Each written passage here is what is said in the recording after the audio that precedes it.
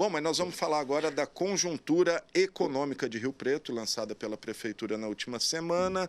A conjuntura é uma espécie de raio-x aí, né, das atividades econômicas, empresariais, urbanísticas e sociais da cidade e serve de guia não só para ações do poder público, mas também para guiar, nortear empresários e empreendedores que desejam investir aqui.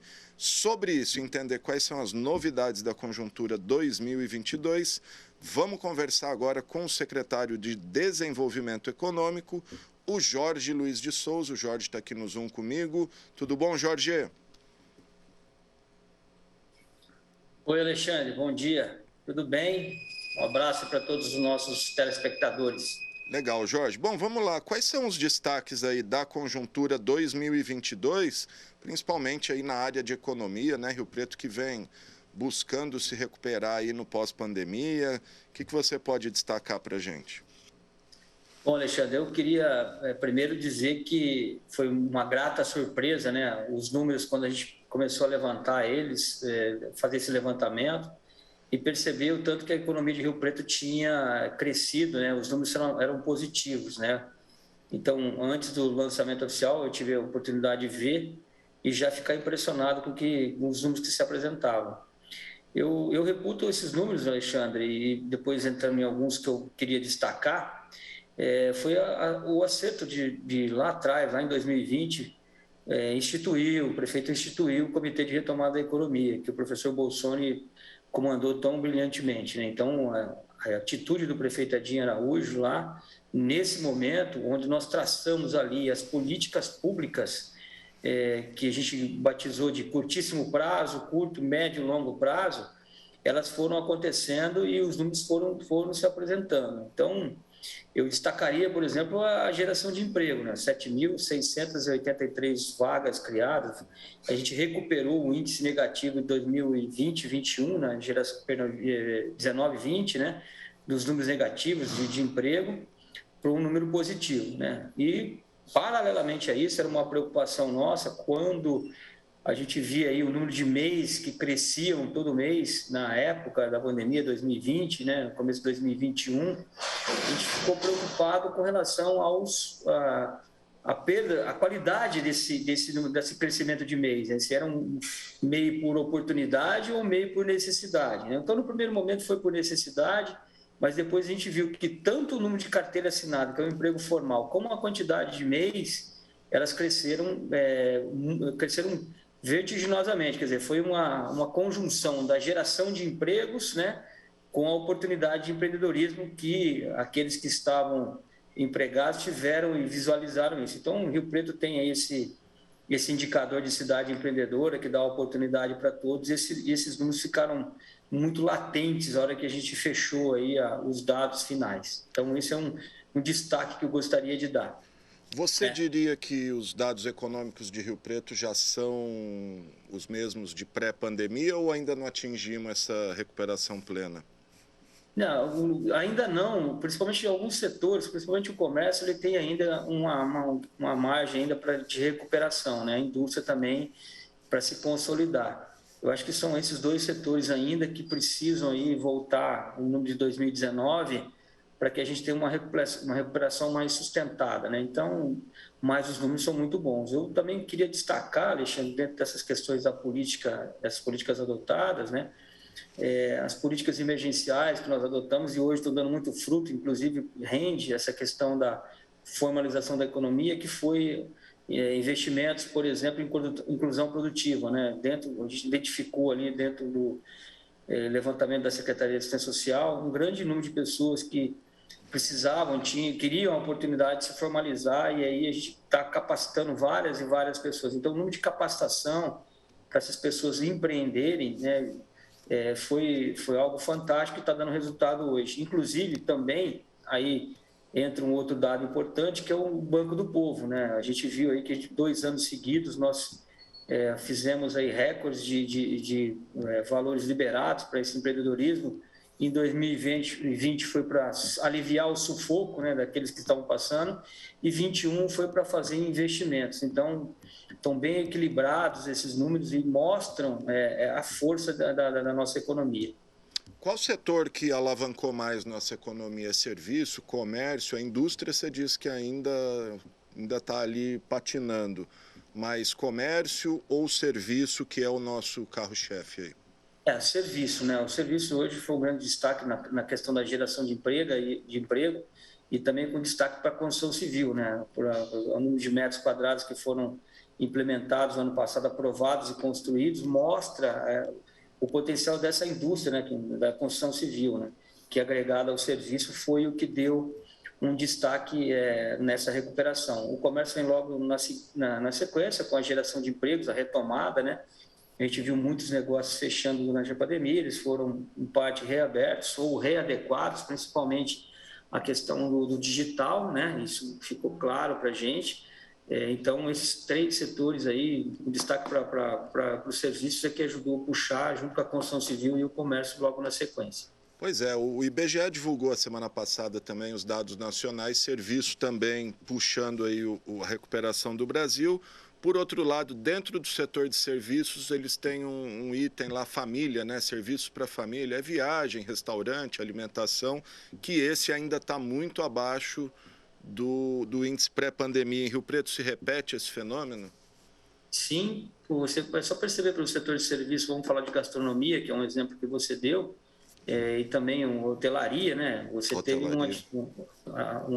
essa dificuldade por conta da pandemia, né? O isolamento, o deslocamento, então regras rígidas aí sanitárias que acabaram dificultando bastante esses dois setores, né? Então, o setor de turismo agora deve se recuperar porque tem contratação aí já para o ano que vem. As pessoas chegam no seguinte momento, viu, Alexandre?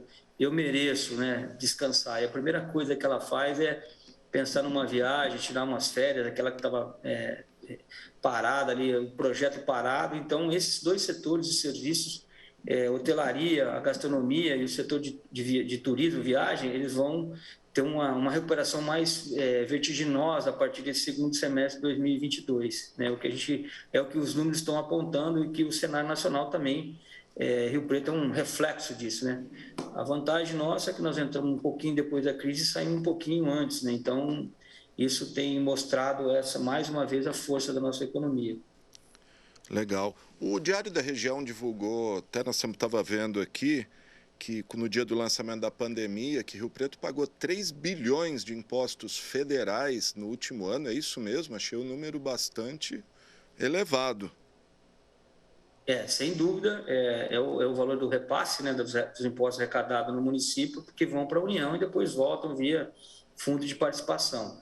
É desproporcional o valor que se paga com o que se recebe, né? Existe essa questão da definição do Pacto Federativo, uma regra constitucional, então a gente respeita, mas é isso mesmo, pelo número de impostos que nós arrecadamos. Aí você coloca toda a cadeia produtiva, né, e deu essa geração de impostos recolhidos durante o período. Mas é mais que o nosso orçamento de um ano?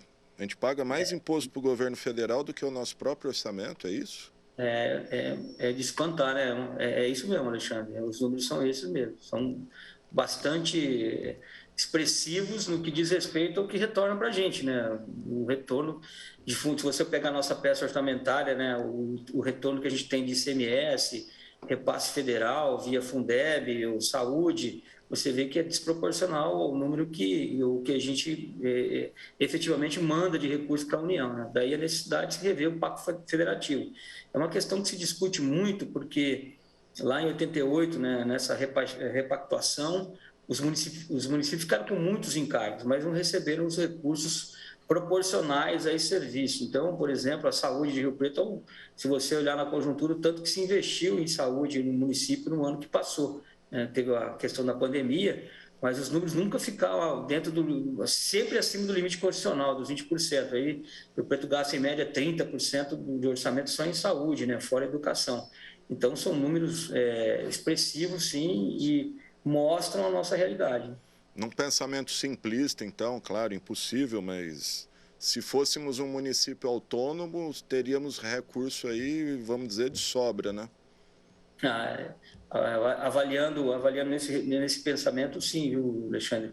O nosso orçamento está com cota de 2,23 bilhões de reais para a próxima proposta, né, fechada, e a gente arrecada só de tributo 3 bilhões.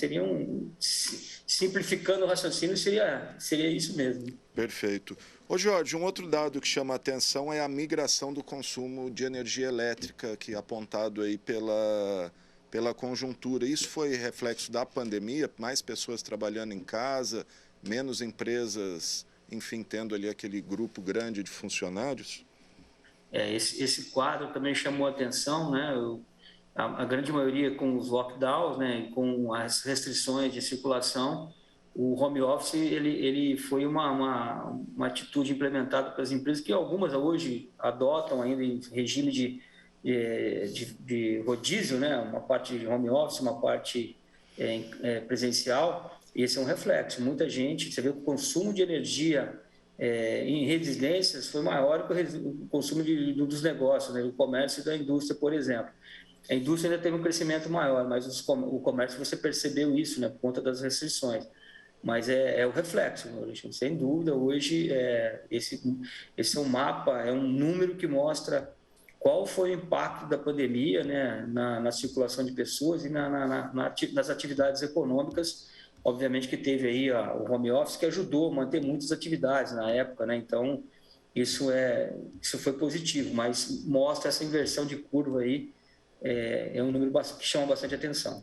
Muito bom. Jorge, algum outro dado que você queira destacar? Bom, tem muito dado na conjuntura. Quem quiser conferir, está disponível no site da Prefeitura, lá na pasta de Secretaria de Desenvolvimento, que é quem elabora, né? Inclusive, convidamos o secretário de Planejamento também para participar aqui com a gente. Infelizmente, está na abertura das audiências aí do orçamento participativo, não pôde estar, mas em breve o Bolsoni está aqui com a gente. Mas algum dado mais aí, Jorge, que você queira destacar para os nossos telespectadores?